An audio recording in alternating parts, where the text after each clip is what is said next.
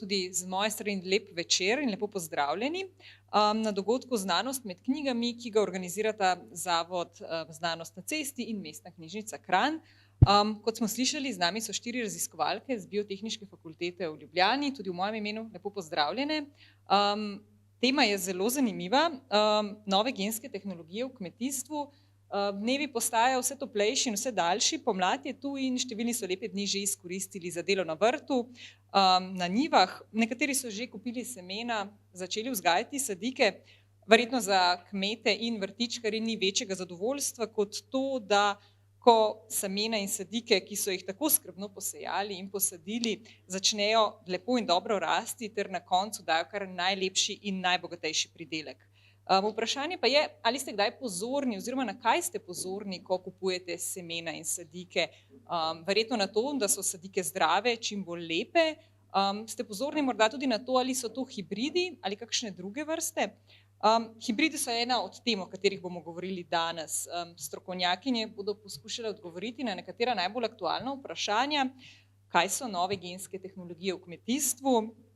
Razložile bodo pojme, kot so hibridi oziroma križanci, kako poteka žlahtnjenje rastlin, kakšna je razlika med novimi genskimi tehnologijami in gensko spremenjenimi organizmi.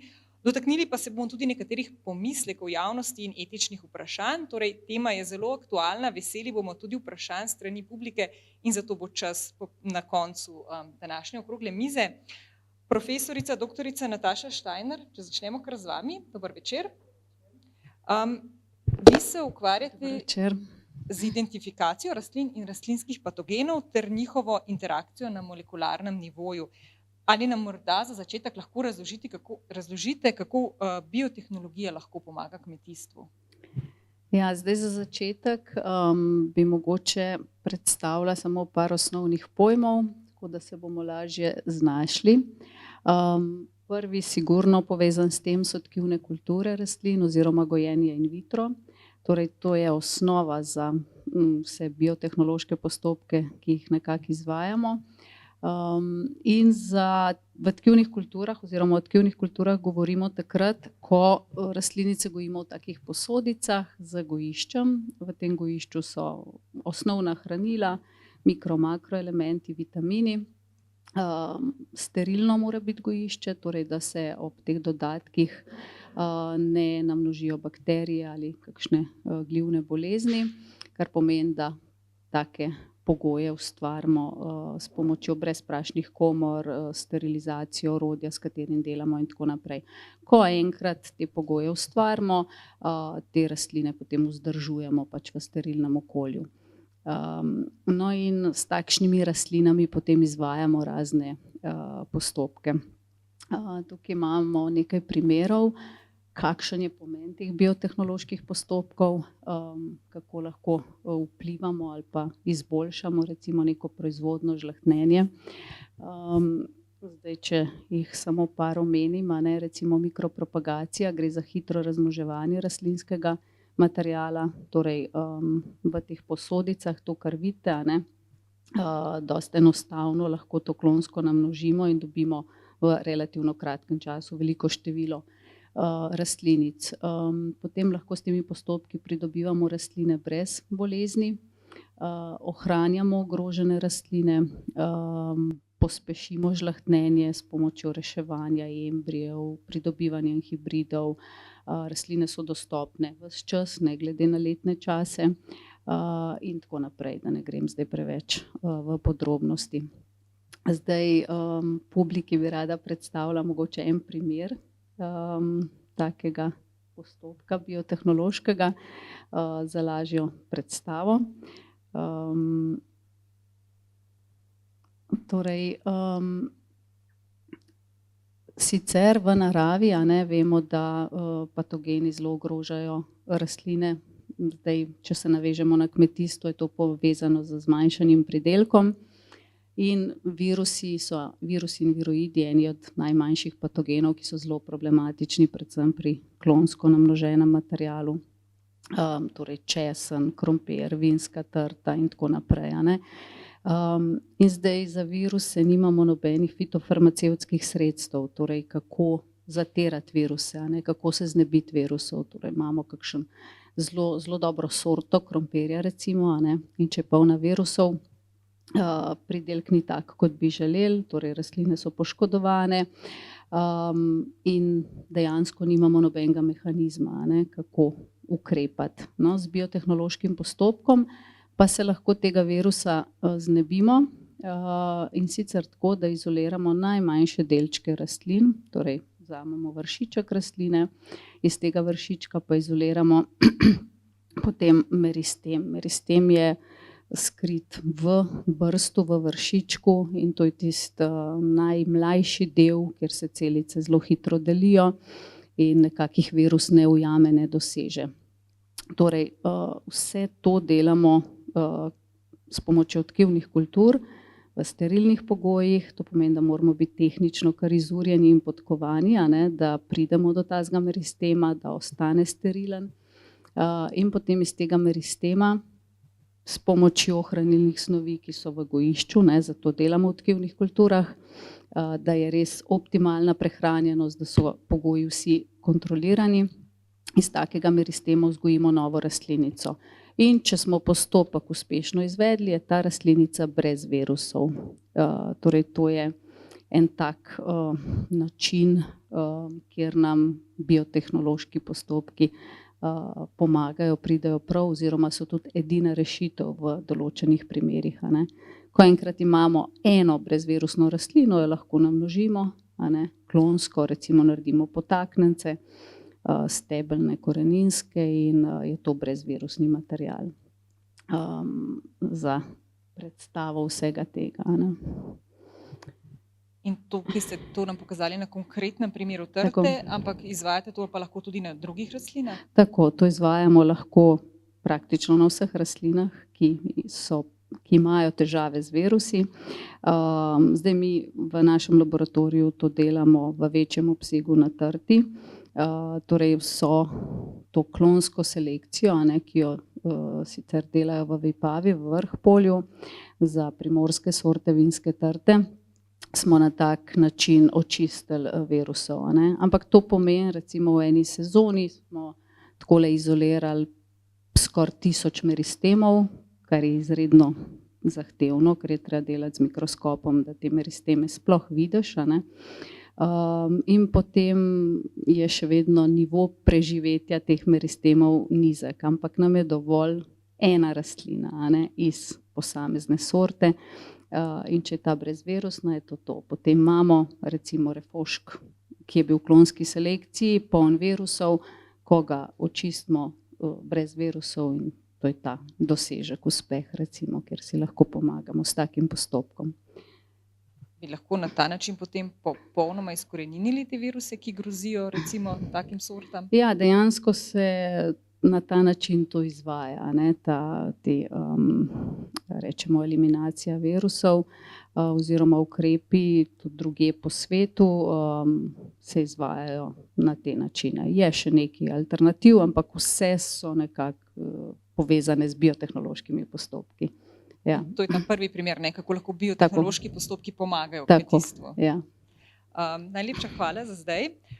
Docentka doktorica Katarina Rudolf-Pilih, vi pa ste strokovnjakinja za uporabo biotehnoloških in konvencionalnih metod pri žlahtnjenju rastlin s poudarkom na vrstah rodu Brassica. V ta rod spadata tudi denimo zelje in repa. Vi ste požlahtnili prve slovenske hibridne sorte zelenjadnic, zato ste verjetno najboljši naslov, da nam poveste, kaj so hibridi oziroma križanci in kako pridemo do njih. Ja, hvala za besedo, lep pozdrav tudi z moje strani. Tole so še meristemčki, tole pa je prikaz hibridov in zakaj sploh gojimo hibride. Že leta 1915, okrog leta 1915 so odkrili ta hibridni vigor, in sicer je bil najprej odkrit pri koruzi. In tukaj lahko lepo vidite,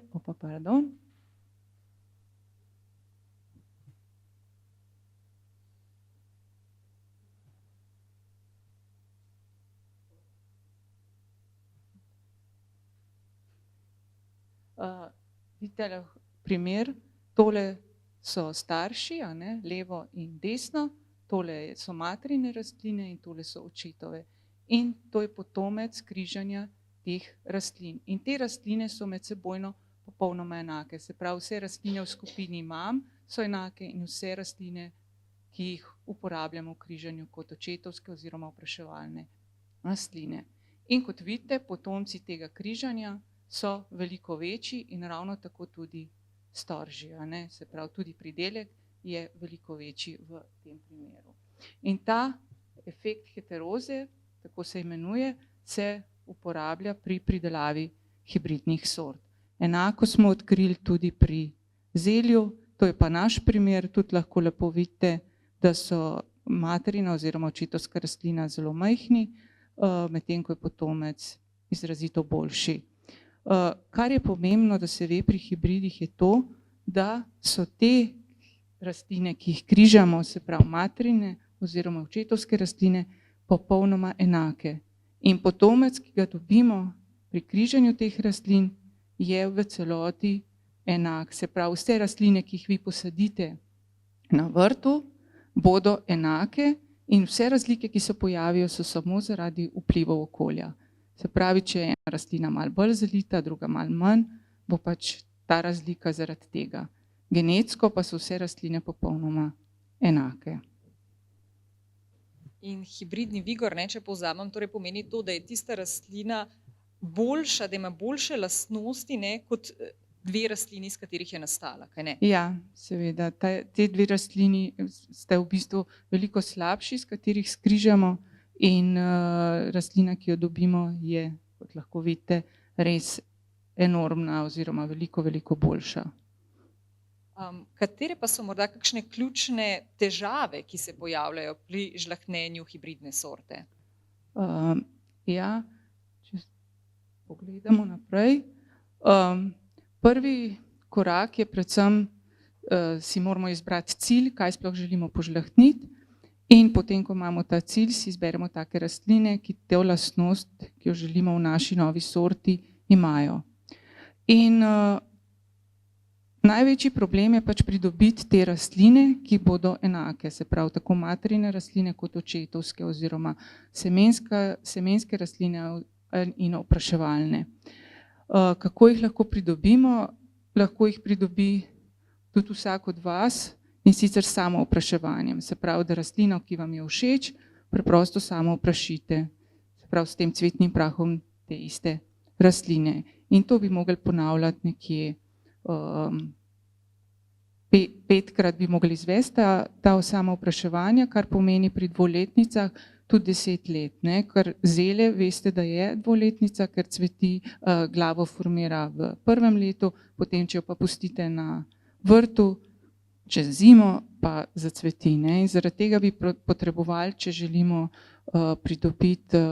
pridobiti te enake rastline, bi potrebovali kar 10 let, ne? Če 5-krat moramo samo opraševati, zato uporabljamo ta postopek, ki ga vidite na tem diapozitivu, in sicer uporabimo cvetke, ki so še zaprti, tudi tukaj lahko lepo vidite, to so ti cvetki v vrhnjem delu tega soцветja, in te cvetke porežemo in jih v gojišču, kot je že Nataša povedala, se pravi z makro in mikro hranili, pač obdelamo tako, da dobimo potem samo sproščene pelodna zrna oziroma cvetni prah. V gojišču je cvetni prah in iz tega cvetnega prahu potem zrastejo embriji, ki so sicer prisotni v rastlinah. Tole vidite tukaj. Tole nastanejo embriji, ki so drugače prisotni v rastlinah v semenu, tukaj pa jih dobimo samo iz cvetnega prahu. In te embrije damo potem na gojišče za regeneracijo, in iz katerih potem zraste celotna rastlina, in na koncu sledi še aklimatizacija v rastlinjaku. In tako dobimo te rastline, ki so med seboj popolnoma enake. In kaj je naslednji korak? Te rastline moramo potem medsebojno križati. To lahko izvedemo ročno, ali pa zato nam to opravijo opraševalci. Tako da dobimo lahko res zelo veliko križancev, ki jih potem moramo seveda preizkušati v poljskem poskusu. Letno preizkusimo okrog 10.000 križancev in izmed teh izberemo tiste, ki nam ustrezajo po morfoloških lastnostih, po okusu in seveda tudi po odpornosti na različne bolezni. In tako smo v preteklih letih odbrali kar nekaj novih hibridnih sort. 3 od njih so že v sortni listi, to sta presnik, rožnik in pa kosobrin. Preostali 3 pa so trenutno v preizkušanju za potrditev sort in tudi kasneje bodo prav tako vpisane v sortno listo.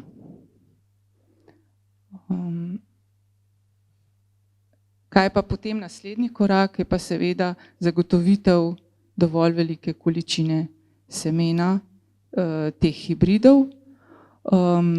In samo semenarjenje je tudi kar dosti kompliciran postopek pri pridobivanju hibridnih sort, ker se morate ti 2 skupini rastlin, se pravi eno, ko vzamemo kot materino in drugo kot očetovsko, se morate medsebojno skrižati in mi poberemo semena samo iz materine rastline. Tako da ne sme priti do samoopraševanja, ne sme se ta rastlina sama oprašiti, ne. In ko imamo enkrat luske, jih je potrebno še posušiti in potem sledi še prečiščenje na vajalniku. In danes imamo te semena tudi s seboj in kdor želi, si jih lahko tudi vzame. Kako zelo pogosti pa so danes hibridi na tržišču, recimo za semena ali pa za sadike? Je to prevladujoče? Ja, vsekakor so hibridi prevladujoči, saj večino, če greste v vrtnarijo ali pa pač v vrtni center, če želite kupiti sadike, če preberete, kaj piše, a ne, na temu listku, a ne, kjer je ta pasport podatki vsi, točno piše, da je F1 zraven, a ne. In čim vidite, da je zraven imena sorte F1, to pomeni, da gre za hibrid. In če boste malo pozorni, boste videli, da praktično vse kapusnice, vse plodovke, paradižnik, paprika, kumare, vse to so hibridne sorte. In tako da nekako brez tega že bi težko shajali danes. Tako pridelovalci kot tudi vrtičkarji se mi zdi, da si želijo tudi na vrtičku imeti lepe rastline in velik pridelek. Ali lahko hibride razmnožujemo sami, v smislu, da jih posadimo ali pa posejemo in potem poberemo seme tiste rastline, pa bi želeli naslednje leto to sami posejati? Lahko jih, mislim, rastline bomo v vsakem primeru dobili semena, ne? Ampak ker če se spomnite, to, kar sem vam na začetku povedala, se pravi, da so skupine med seboj, se pravi skupina materinih rastlin in očetovskih, ti 2 skupini ste obe vsaka zase enaki in če jih mi želimo, čeprav če jih pridobimo hibrid, ki ima del, se pravi očetove gene in materine gene, ne, in v tem primeru potem, ko boste vi to rastlino samo oprašili, bo prišlo do tega, da bo nekaj rastlin, ki bodo potem iz tega semena zrastle, bodo enake izhodiščnim materinim rastlinam in nekaj jih bo enakih izhodiščnim očetovskim rastlinam, kar lahko vidite, da bodo zelo majhne, ne, v primerjavi. Nekaj pa bo tudi hibridnih semen. Dobili boste mešanico semena, ne pa samo hibridno seme, ne. Tako, zato se reče, da ne morete potem dobiti več tega semena, ki bo res popolnoma enak vašemu izhodiščnemu. Se pa da te rastline seveda ravno tako skrižati in da pridobite seme. In verjetno prav iz tega razloga tudi nekateri strahovi, očitki, da je namen hibridnih rastlin v smislu dobičkov korporacij in slabitev malih kmetov, kako recimo odgovarjate na te strahove? V bistvu hibridi, kot sem že omenila, tam danes ne predstavljamo, da ne bi bilo hibridnih sort. Tako da za malega kmeta mogoče so celo prednost, zaradi tega, ker lahko na ta način na manjši površini, ker imajo hibridi večji pridelek, lahko pridela več, kot če bi imel tako imenovane populacijske, se pravi nehibridne sorte, ki so tudi bolj občutljive. In v današnjem času, ko je tudi veliko večji poudarek na tem, da uporabljamo čim manj fitofarmacevtskih sredstev, so mogoče tudi z tega vidika hibridi veliko boljša opcija kot pa nehibridne sorte.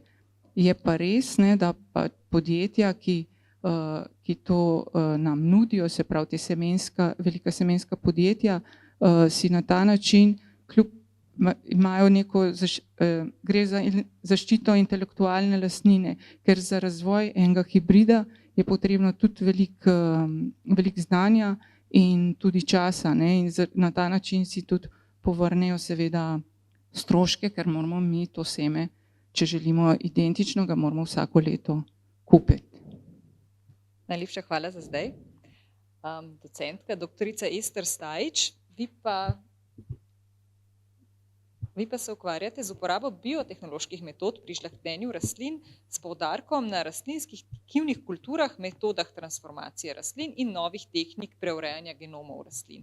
Zdaj nekaj smo že slišali, kakšne so klasične tehnike žlahtnjenja rastlin, nekaj tudi o biotehnoloških pristopih, kako pa lahko še bolj učinkovito izboljšamo lastnosti rastlin, katere so pravzaprav najnovejše tehnike žlahtnjenja rastlin. Ja, lepo zdrav še z moje strani. Jaz bi rekla tako, da se pravi razvoj tehnik žlahtnjenja rastlin gre v smer, se pravi, da je žlahtnjenje čim bolj usmerjeno, ciljno, se pravi, da ne vplivamo na veliko število genov, ampak samo na tisti gen za lastnost, ki jo želimo, se pravi, z žlahtnjenjem spremeniti. Zdaj je ena od takih tehnik je bila transgeneza oziroma gensko spremenjene rastline, kjer lahko v bistvu zdaj gen za neko določeno lastnost direktno vstavimo, brez da spreminjamo ostale gene. Zdaj najnovejša tehnika so pa nove genomske tehnologije, kjer pa lahko v bistvu mi mutacije povzročimo na točno določenih mestih v genomu.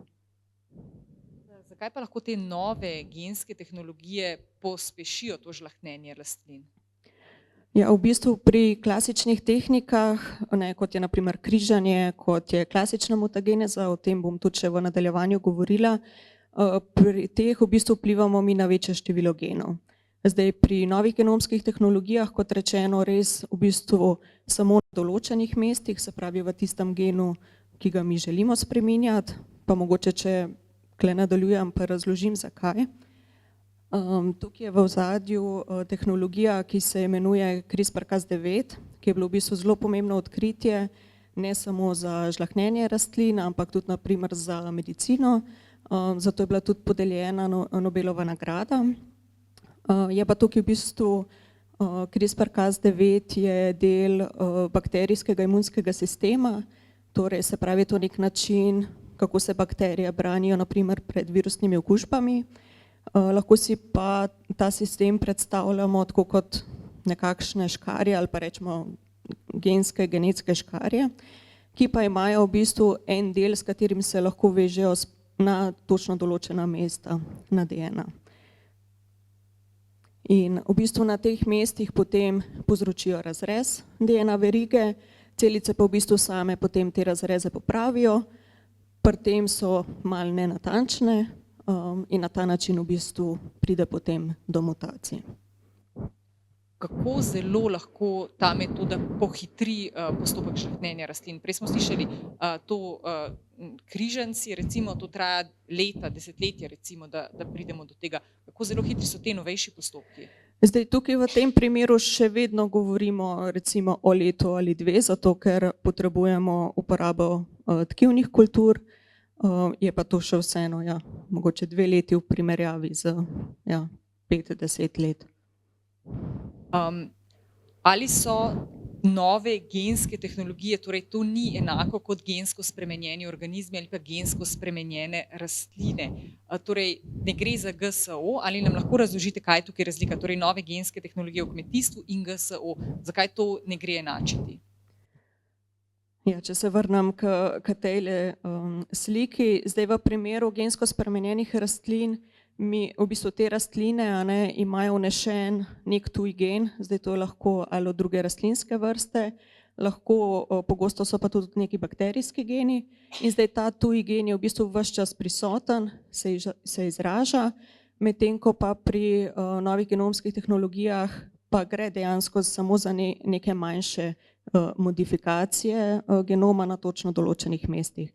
Zdaj v bistvu nekako rezultat je zelo primerljiv s tem, kar se lahko zgodi tudi v naravi, se pravi spontane mutacije so nekaj, kar se dogaja v naravi, lahko pa v bistvu do podobnega rezultata učinka tudi pridemo z pristopi, se pravi klasične mutageneze, to je na primer ali uporaba sevanja ali pa nekih mutagenih snovi. Na ta način je bilo pridobljenih na tisoče novih sort, to je v bistvu tudi tehnika, ki pa na primer ni regulirana. Je pa v tem primeru, torej če uporabimo sevanje, mi temu rečemo tudi naključna mutageneza, zato ker tam nimamo nobenega vpliva na to, kje se bodo mutacije pojavile. Tako da mogoče v našem genu, zelo verjetno pa tudi še pri ostalih. Torej pod črto nove genske tehnologije gre za zelo specifično in natančno spremembo, gre za spremembo obstoječega genoma, ne vnašate ničesar tujega v to recimo rastlino, ne? Ja, točno tako, pač se pravi končna rastlina, se pravi nima nobenega tujega gena dodanega, ima samo neke manjše modifikacije dejansko na nivoju nukleotidov. In to vprašanje je trenutno zelo aktualno tudi na evropski ravni. Evropska unija spreminja določene uredbe, ki zadevajo nove genske tehnologije v kmetijstvu. Kakšna so trenutno pravila in kaj lahko pričakujemo v prihodnje? Zdaj, trenutno v Evropski uniji nekako to področje oziroma te rastline, ki jih pridobimo z novimi genomskimi tehnologijami, so še vedno uvrščene pod GSO, se pravi pod to zakonodajo, ki je bila v bistvu sprejeta leta 2001, ki je že nekoliko v bistvu zastarela in teh novejših tehnik ne pokriva. Zato je tudi v bistvu zdaj ravno v pripravi oziroma v diskusiji tudi se pravi predlog nove regulative, ki bo pokrival samo te tehnike. Zdaj tukaj je nekako ideja, da bodo rastline razdeljene v dve skupini. Torej v prvi skupini bodo te rastline, ki imajo res samo neke manjše modifikacije, kakor sem že prej omenila, ne primerljive s temi, kar se zgodi v naravi ali kar bi lahko dobili z klasično mutagenezo. Teh je tudi nekako 99%. Zdaj za te rastline po predlogu se pravi bo veljalo, da bodo šle čez enak postopek registracije kot konvencionalne sorte, se pravi te sorte, ki jih lahko pridobimo z klasičnimi postopki žlahtnjenja. Zdaj v drugi skupini bodo pa rastline, ki bodo imele pa neke večje modifikacije, bolj kompleksne mutacije. Zdaj za te bo pa še vedno veljalo, da bodo uvrščene oziroma bodo mogli iti čez enak postopek kot gensko spremenjene rastline. No pa tukaj bi mogoče še dodala, da se pravi, to je nova zakonodaja, ampak v bistvu ta zakon o gensko spremenjenih organizmih bo veljal še naprej. Torej, da se gensko spremenjene rastline ne bodo sproščale, se pravi, ta del bo še vedno ta regulativa pokrivala. To je v bistvu samo za te nove tehnologije, ki takrat pač niso bile zajete, ker v bistvu še niso bile odkrite. Torej v bistvu zdaj regulative stopa v korak s časom in tehnološkim napredkom, ne gre pa zdaj za neko široko sproščanje, kjer bi se predpise popuščalo oziroma bi se sproščala neka zakonodaja oziroma pravila. Ja, točno tako, pri čemer pa v bistvu mogoče lahko še dodamo, da Evropa malo že zaostaja. Tako da, naprimer v ZDA, na Japonskem pa tudi mogoče vsi ostali izven Evropske unije so te stvari že nekako poštimali. Zdaj prav te spremembe pa sprožajo kar precej vprašanj. Na spletu se pojavljajo tudi morda kakšna zmotna prepričanja. Zdaj kritiki novih genskih tehnologij pravijo oziroma skrbi jih, da je to tveganje za okolje in da bi tako spremenjene rastline lahko postale invazivne, da bi njihov cvetni prah lahko zaneslo na rastline, ki so na ekoloških kmetijah in potem to ne bi bile več ekološke rastline oziroma ta pridelek ne bi bil več tretiran kot ekološki. To so nekateri pomisleki oziroma strahovi, kako odgovarjate na to? Ja, vedno, ko se pojavi neka nova tehnologija, je tudi nek strah prisoten. Zdaj sploh, ko gre za pridelavo hrane, se je izkazalo, da smo še najbolj občutljivi. Jaz bi rekla tako, no, kar se tiče zdaj prenosa peloda, naprimer med različnimi rastlinskimi vrstami, a ne, kle so neke naravne barijere, ki jih imajo rastline, tudi vemo, da če imamo rastline na vrtu, tudi vse povprek se nam ne bodo skrižale.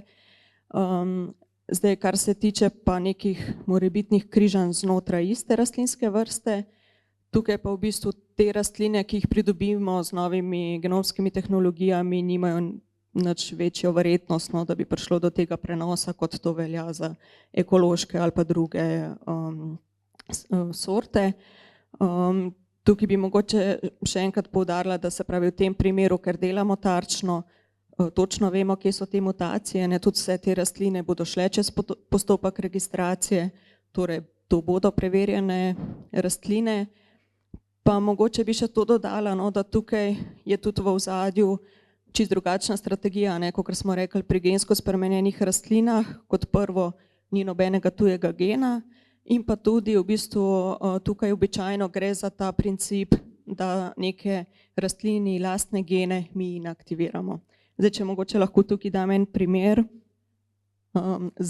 kako pridobimo rastline odporne na škodljivce. Tukaj naprimer ciljamo, mi rečemo občutljivostne gene, se pravi, to so geni, zaradi katerih mi vemo, da so rastline dovzetne na okužbe. In s tem, ko mi naredimo mutacije, tukaj na sliki vidimo, ne, se pravi, da je en del v bistvu DNA odstranjena, ne. Na ta način v bistvu ta občutljivostni gen ni več aktiven, se pravi, rastlina ni več dovzetna na okužbo, če rečem drugače, ne postane odporna in v bistvu na povsem nek naraven način. In s tem lahko tudi zmanjšamo potem uporabo različnih oziroma sredstev za zatiranje škodljivcev, to je pa tudi v bistvu nek pozitiven učinek na okolje. Ja, absolutno, ja. Hvala za zdaj, no, in pri zatiranju škodljivcev še ostajamo. Vemo, da kmetje škodljivce zatirajo tudi škropivi, to pa v bistvu ni najbolj sprejemljivo tako z vidika okolja kot z vidika ljudi, no, in tudi tu lahko pomagajo nove genske tehnologije. Kako nam bo razložila asistentka doktorica Taja Jeseničnik, ki se med drugim ukvarja z razvojem sodobnih bioloških preparatov za zatiranje rastlinskih škodljivcev, torej kako lahko nove genske tehnologije pomagajo pri razvoju novih, bolj prijaznih metod zatiranja škodljivcev. Ja, hvala za vabilo, dober večer. Tako je, ja. Nove genske tehnologije oziroma naše molekularne študije rastline, ne, to biološko poznavanje rastlina, ne, to nam daje zdaj pravzaprav orodje, da mi te biološke procese, naravne biološke procese, ne, pravzaprav izkoriščamo, ne. V boju z rastlinskimi škodljivci, ne, si lahko pomagamo, tako da izdelamo pravzaprav neke bolj okolju prijazne preparate. Zdaj, to je predvsem pomembno zato, ne, ker smernice Evropske unije zadnje čase narekujejo zmanjšanje uporabe teh komercialnih, kemičnih, fitofarmacevtskih sredstev. No in recimo agrobiotehnologija, če tako malo povežem dva področja, sta tukaj res razvila en tak zelo učinkovit pristop, ki se imenuje s pršenjem oziroma z škropljenjem posredovano utišanje genov. Nekako pogovorno temu pravimo tehnologija SIX. In tukaj gre pravzaprav za to, da mi razvijamo škropivo, še vedno gre za neko sredstvo, ki ga bomo pač nanašali na rastline, ne? No in to sredstvo pa kot aktivno učinkovino namesto nekih kemikalij vsebuje biološke molekule. V resnici so to RNA molekule, ki so prisotne v vseh organizmih, ne? Tako da ne gre za nek, rečemo, bav. No in te molekule potem v škodljivcu pravzaprav vzpodbudijo biološki proces, ki se imenuje RNA interferenca. Ta proces pa potem v bistvu dobesedno izklopi določene, rečemo, metabolne procese, določene biološke procese v škodljivcih in zaradi tega škodljivci ne morejo pravzaprav preživeti, ne. Meni se zdi, da je tukaj najbolj potrebno poudariti, da gre tukaj za, rečemo, biološke preparate, a ne, preparate, ki ne obremenjujejo okolja, a ne. In ja, do tega ne bi prišli, a ne, če ne bi poznali pravzaprav genomskega ozadja in pa seveda tehnologija, ne, ki jih mi pravzaprav uporabljamo. Kako pa poteka razvoj takega preparata? Jaz to v grobem delim na 3 korake. Zdaj nekako najbolj nujen korak, ko razvijaš neko sredstvo, ne, ki naj bi zatrlo rast nekega škodljivca, je, da definiraš, kaj so v tistem škodljivcu metabolni procesi ali pa pač pravzaprav neki viri, ki ga ohranjajo pri življenju, a ne. V resnici mi tukaj pač iščemo gene, a ne, in če potem definiramo gene, ki jih organizmi nujno rabijo za rast, in če potem vplivamo na take gene, a ne, lahko zaradi tega pravzaprav ti škodljivci potem res zelo slabo preživijo. Zdaj tarče, bom kar govorila o tarčah, no, to so ponavadi geni, ki so udeleženi v bioloških procesih, ki so nujni za organizme, a ne, se pravi, brez tega organizmi ne morejo živeti, takim procesom rečemo esencialni, recimo, procesi, ampak tukaj je lahko en trik, a ne, zdaj vsi mi imamo določene take esencialne procese in to je lahko dosti podobno potem, če greš enkrat gledati DNA zaporedje, kar pomeni, da lahko recimo pride do nekih efektov tudi na drugih organizmih, a ne, to je recimo tudi problem kakšnih teh komercialnih sredstev, a ne. Zato pa mi, a ne, zdaj, ker imamo res dosti enih takih in drugačnih podatkov, znamo brskati tudi po drugih procesih, ki pa so bolj specifični za škodljivce, a ne. In ko tam definiramo tarče, a ne, ki so specifične za škodljivce in potem vplivamo na te tarče, pa lahko res zelo učinkovito zatremo samo enega specifičnega škodljivca. Torej, da s tem škropivom ne bi škodili drugim organizmom, ki pa morda so koristni na vrtu in tako naprej. Tako, ja. In to je nekako recimo ta prvi korak, a ne. Še vedno pa potem tukaj nekako je ideja v zadnji masovna proizvodnja, a ne, se pravi, gre za biološke RNA molekule, ki jih moramo v končni fazi pridelati v nekih zadostnih količinah, a ne, da bi recimo bilo to dostopno na trgu.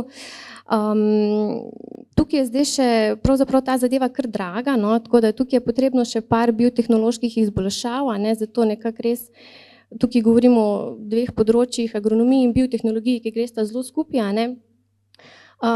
Potem pa, zdaj, če si predstavljamo, ne, da gre to za neka škropiva, ki bomo mi še vseeno nanašali na rastline, ne, ki bojo pač imele neke biološke molekule not, te biološke molekule so lahko zelo nestabilne, a ne, v primerjavi s kakšnimi drugimi, recimo nukleinske kisline, a ne, naša DNA je zelo občutljiva na UV svetlobo, a ne, zato se moramo mazati, recimo, se zaščititi pred soncem, a ne.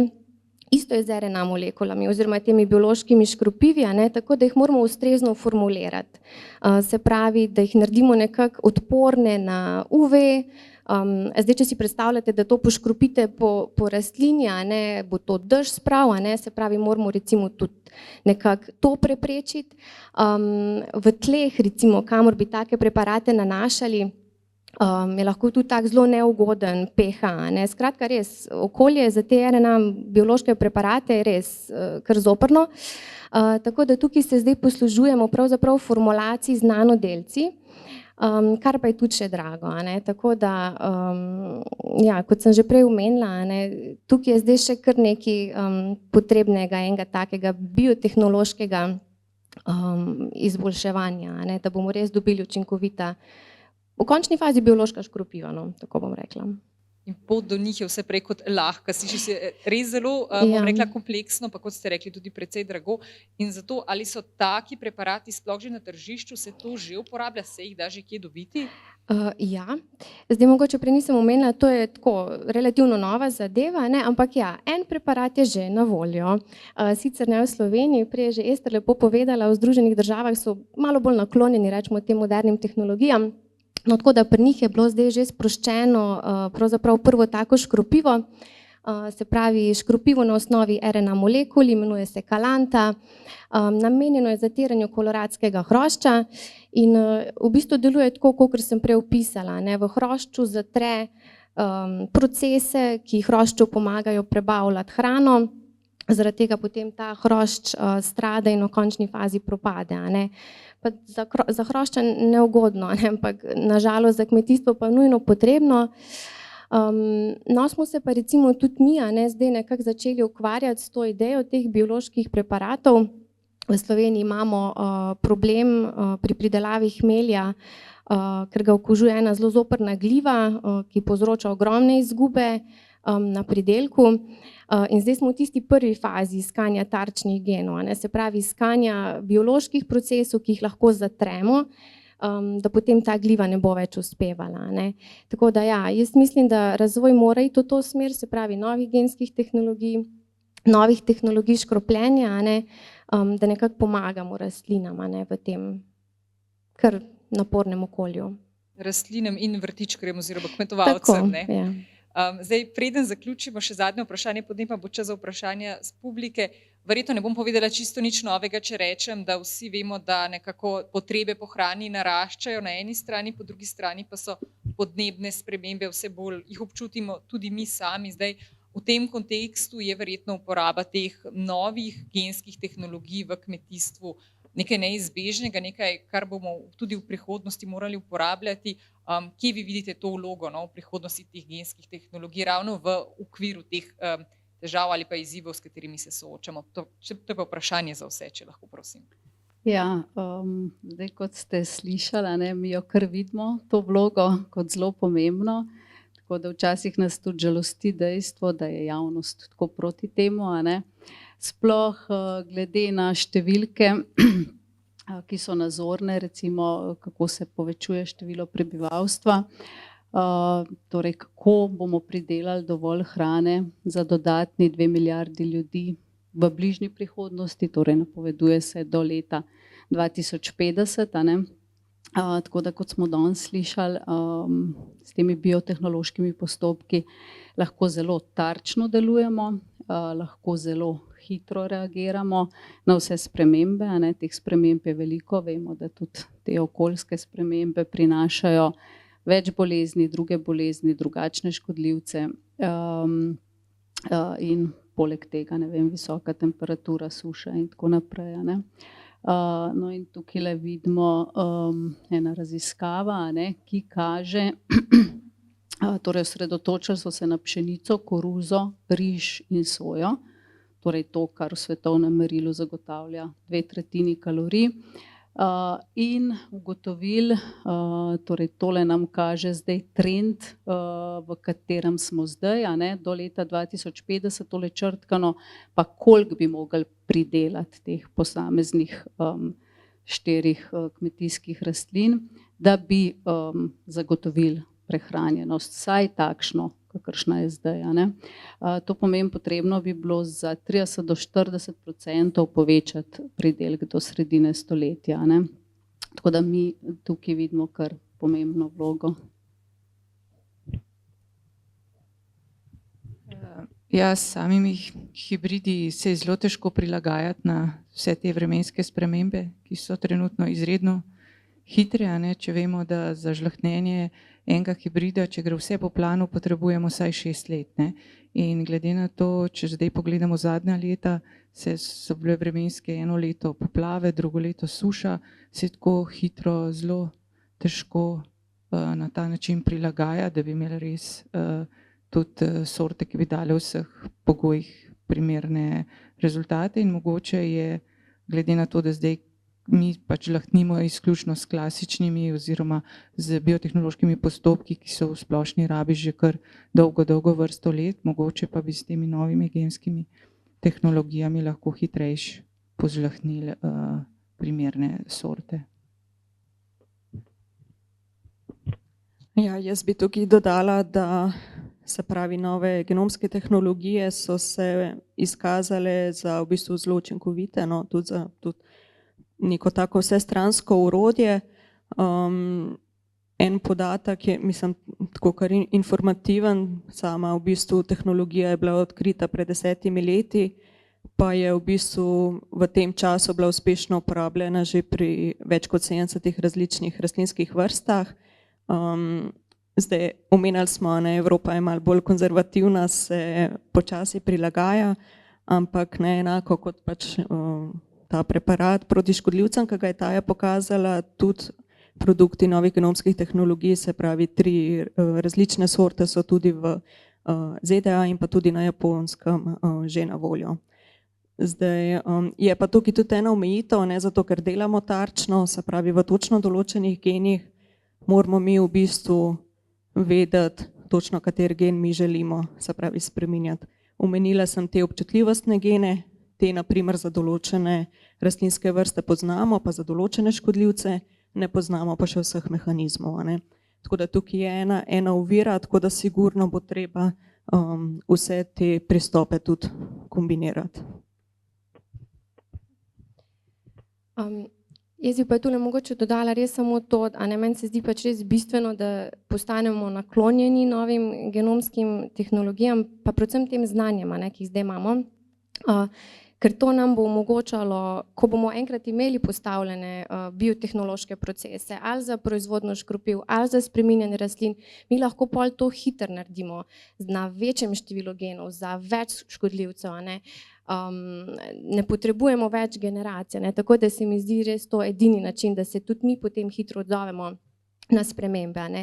Škodljivci recimo so ekstremno hitri, a ne, oni nič ne čakajo, to takoj bo našel neko pot, a ne, da bo lahko recimo prišel do rastline, in ja, če recimo razvijemo take proizvodne procese, a ne, recimo za razvoj škropiv, lahko potem to hitro naredimo na večjem številu. Tako da tukaj ja, jaz mislim, da je ta hitrost odziva bistvena. Najlepša hvala za zdaj, zdaj pa je na vrsti občinstvo, če ima kdo kakšno vprašanje, naše sogovornice bodo z veseljem odgovorile.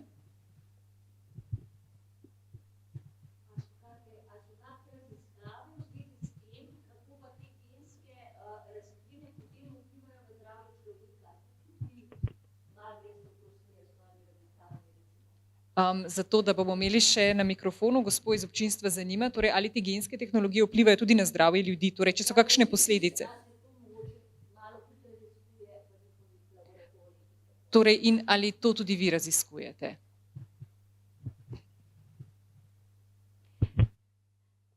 Zdaj, ideja novih genskih tehnologij, ne, je predvsem to, da mi ne vnašamo genov. Mi samo spreminjamo tisto, kar v rastlinah je.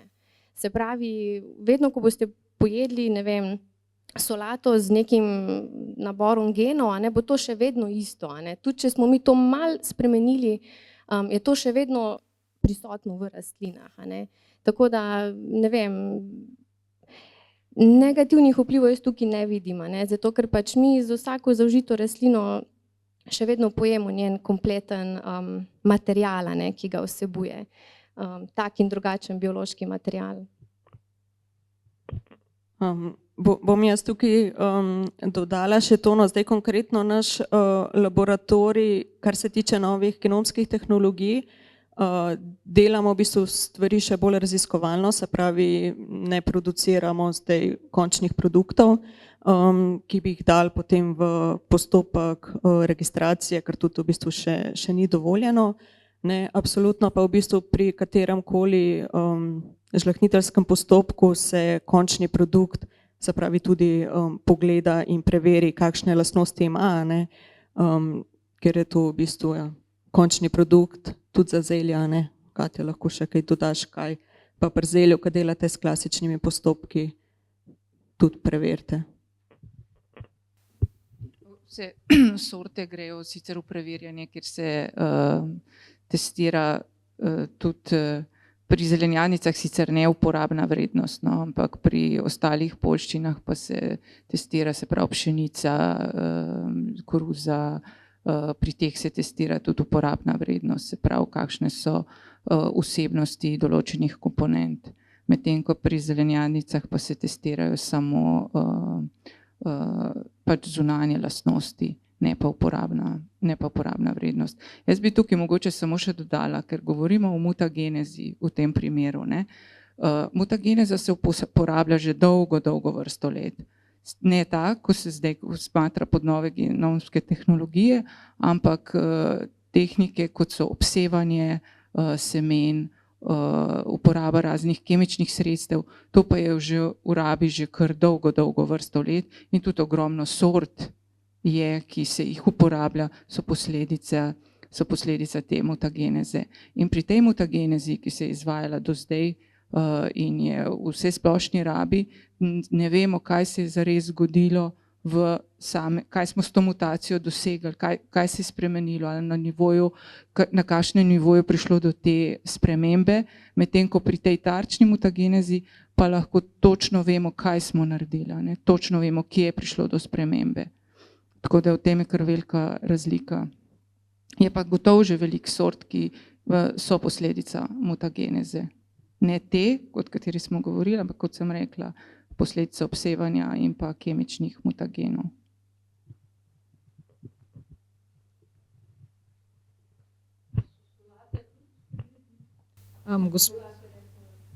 Gospod iz občinstva zanima, če so solate tudi hibridi. Ne, solate pa tudi obstajajo, ampak večina solate je res sama prašnica. Ne. Se to mogoče nisem omenila. Ne. Samoprašnice načeloma bi lahko tudi vi sami doma naredili hibrid. Ne.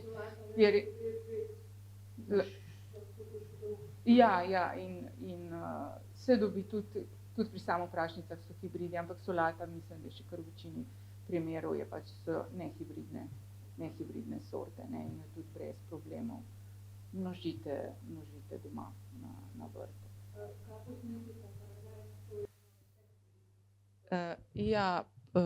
Kapusnice so večinoma vse hibridne, mogoče od koleraba ni, recimo, pa repa ni, ne, te niso hibridne, kar se pa tiče brokoli, ohrovt, zelje, kolerabca, to pa so vse hibridi in paradižnik in kumare, to so pa več ali manj vse hibridne sorte. Je F1, ja, F1 je vedno na etiketi napisano, ne. Tako da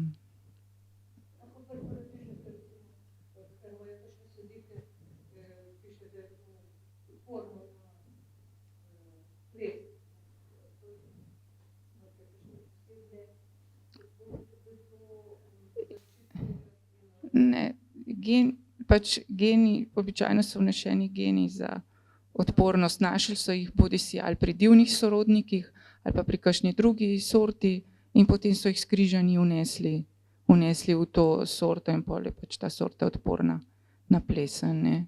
Zdaj imate tudi ogromno krompirjevih sort, ki so odporne na plesen, tako na gomolih kot na listih, ne, in te so zdaj zelo popularne, ker ne potrebujete toliko škropljenja, ne, proti plesni. Ja, zato, da se težje odločite, katero bi kupili. Ja, saj zdaj, ko so taka leta, je treba vsake sorte, se mi zdi, nekaj imeti, ne samo eno, ne. Saj tudi tukaj imate na voljo sorti brincelj pa krpana, ne, in pri nas se je izkazalo, da sorta krpan je bila recimo v letu, ko je bila suša, se pravi ne lansko leto, ampak leto 2022, je ta sorta bila super, ne, smo rekli, ta pa tudi, če je sušno, še kar lepo naredi, saj veste, da kapusnice rabijo ogromno vode.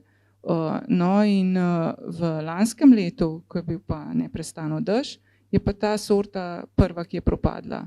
Tako da imamo pa to sorto brincelj, ki je pa zelo tolerantna na velike količine vode, kot so bile lani. Tako da vsake posadite nekaj, pa je uspeh zagotovljena, ne, potem. Vsaj ena bo zrasla. Težko je pa v eno in sorto dati vse, da bi bila odporna tako na vse vremenske pogoje, tako da je boljše imeti več sort pa.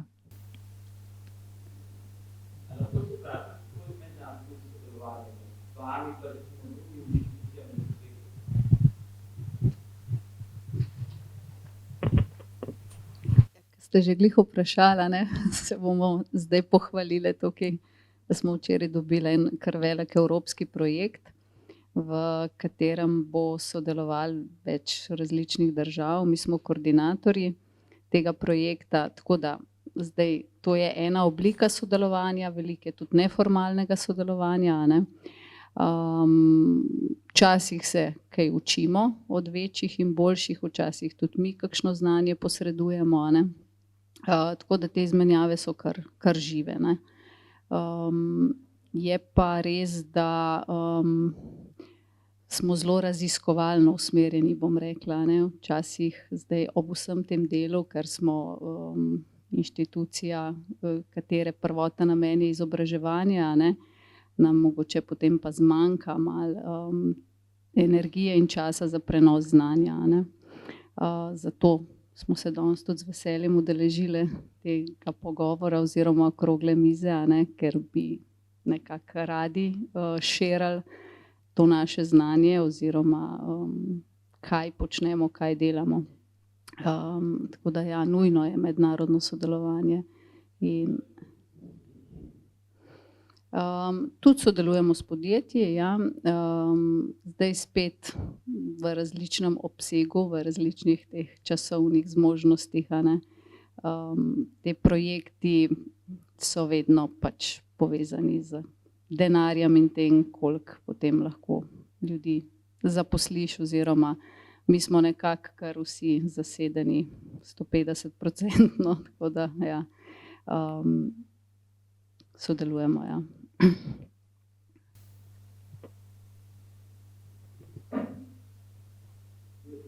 Tehnologije nove, so varne, ki so regulirane, ne. Zdaj pa po regulacijah povem, koliko je to močno, koliko se da to zlorabi. Vojaška industrija sigurno ima nek svoj razvojni sistem barve. Recimo ta bioškropiva, se lahko dejansko pošpricaš pa na državo izolati. Imajo to ta potencial, da ne bi posebej, da se prosiš po neki državi, po vojaška, ne se potarjaš. Zdaj v teoriji, ne. Reguliram, ne, Ampak dejansko so močne te tehnologije. Ta regulacija, ne,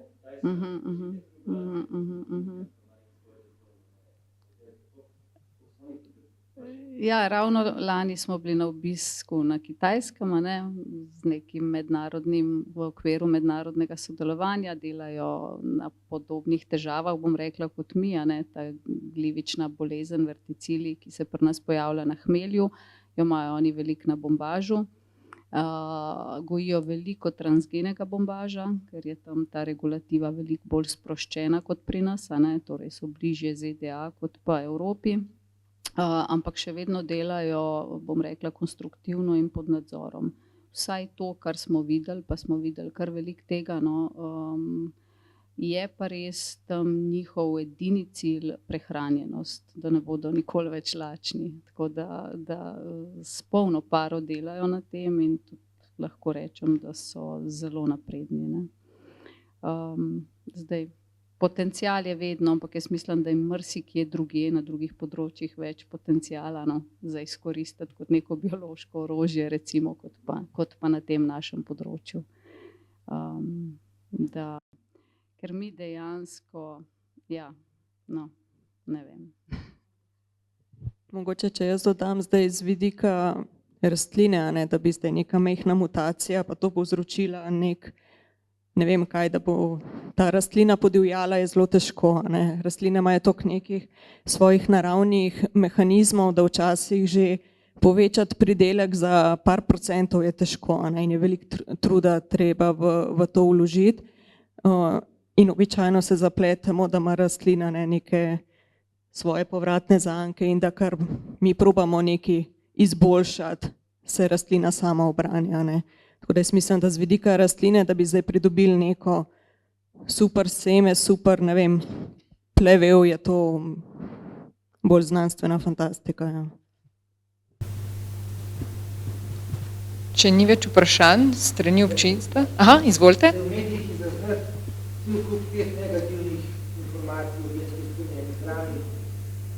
malo se pa govori v bistvu o prednosti digitalne. Z tega vidika je pa čudena razvijalnost v bistvu bi odobrala te hrane. Čeprav ni pravzaprav nobenega dokaza, kako vejensko sprejena hrana res lahko negativno vpliva na človeka. Ja, mislim, Bil vrst korakov oziroma naloga, da bi bolj pač uspešno javnosti govorili več o energiji. ja, mislim, jaz in vse tukaj prisotne mislim, da se absolutno strinjamo z vami. Zdaj na žalost je bilo, kar se tiče gensko spremenjenih organizmov in rastlin, se je zgodilo, kar se je bil tak pač buren odziv in neko negativno prepričanje, ki ga je bilo zelo težko spremeniti. Na koncu v bistvu Evropa je bila čisto proti in tudi že te nove tehnike težko sprejema. Zato mislim, je pa tudi naš namen danes, da kaj o tem povemo, čisto odkrito tudi kakšno slabost, ker vedno je pri kakšni tehniki tudi kakšna slabost. So bili pa določeni očitki, kar se tiče gensko spremenjenih rastlin, v bistvu čisto neupravičeni, točno to, kar ste rekli, nek negativen vpliv na človeka. Pa kar je gospa prej vprašala, v bistvu gensko spremenjene rastline so edine, ki so tekom postopka registracije testirane na alergenost, pa se pravi, ali so primerljive z konvencionalnim produktom. Tako da so bile v bistvu še toliko bolj regulirane in v bistvu na koncu toliko bolj varne, ampak pač nažalost slabše sprejete. Ja, ena ključnih težav je verjetno tudi ta, da aktivisti, ki se zauzemajo, da recimo v tem primeru, anti-GSO aktivisti, to je sicer zdaj malo potihnilo, to ni več moderna tematika, ampak pred nekaj leti je pa še bila. To delajo samo to, velikrat. In nas na drugi strani pa mogoče malo zmanjka, da bi bili tudi toliko aktivni, mogli bi biti vsaj toliko aktivni, da bi jih preglasila. Drug problem je pa to lansiranje nekih podatkov, kvazi podatkov, ki niso utemeljeni, niso podprti in včasih, se mi sploh ne znajdemo pol v takih debatah, na tak način, smo preveč znanstveni in jim ne znamo parirati, tako da jaz mislim, tle je več vidikov, ker to je splošen problem, to ni problem samo pri nas. Ne vem, zdaj profesor Bohanc, naš predstojnik, ki je zdaj že v pokoju, je bil kar glasen na to temo, tako da tudi v parlamentu v Bruslju je imel predavanja in je soočal javnost s to problematiko. Ampak zelo velikrat je pa tudi nekako ostal brez besed, ker so se take neumnosti govorile na drugi strani, da je malo obupaval na koncu že nad vsem tem. Tako da ja, tle najdete en uravnovešen dialog, odvisno kakšnega sogovornika imaš na drugi strani. Je še kakšno vprašanje? Izvolite.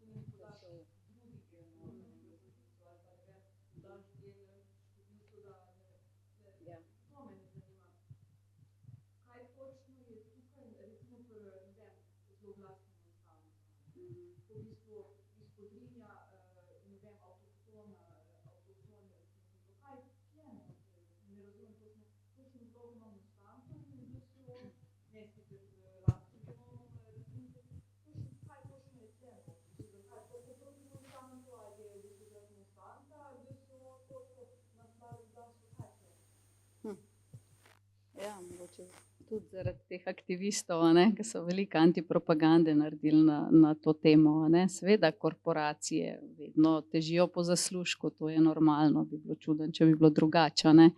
Ampak recimo en tak primer je odpornost na škodljivce. Zdaj v tem kontekstu se samo naredi rastline, vnese gen, ki ima to herbicidno oziroma pesticidno lastnost. A ne? Kar pomeni, ko škodljivec rastlino poje, propade. Ne, to je pa to, kar je prej tudi gospa vprašala, to je bilo testirano 10 let na vse možne načine, kako vpliva na zdravje. Ne?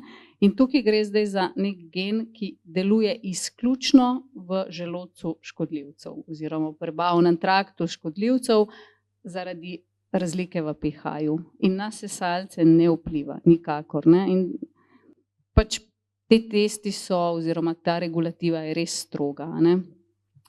Tako da tukaj je bilo dokazano na različne načine, da ni stranskih učinkov in škodljivosti, hkrati pa s tem zelo zmanjšamo uporabo pesticidov, kar pomeni, da ne škropimo. Ne? Ker nihče se pa ne vpraša, koliko zastrupljamo s škropivi. Ne? Zdaj sploh, ne? Zdaj se gremo Green Deal, to pomeni, svet se je začel zavedati tega, ne? Koliko je ostankov, kako je treba zmanjšati uporabo fitofarmacevtskih sredstev, ampak kaj nam pa pol ostane? Ne? Vemo, kako lahko funkcionirajo določene rastline ali pa pridelava, ne? Brez FFS-jev. Tako da ja, alternativne metode je treba iskati in potem z roko v roki. Ne? Sej ne, da je na eni strani vse slabo in na drugi strani vse dobro, ne? Ampak neka srednja pot pa verjetno obstaja. Ne? Tukaj gre pa največkrat samo za nek boj, za neko premoč. Ne? Kdo bo zdaj dokazal, da ima prav, pa da je močnejši. Tako da, ja.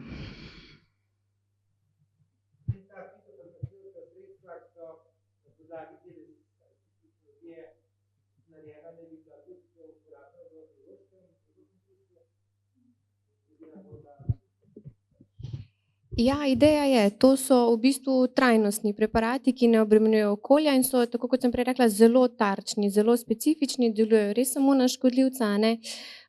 Tukaj gre za RNA molekule, ki v okolju v resnici niso obstojne. Ne? Mi jih pač naredimo s formulacijo tako, da nekako to pride v stik z škodljivcem, ampak to drugače v okolju to ne more obstati, ne? Ker so to res zelo, zelo občutljive biološke molekule. Tako da ja, mislim, s tem se da zelo tarčno vplivati samo na škodljivce in na nič drugega.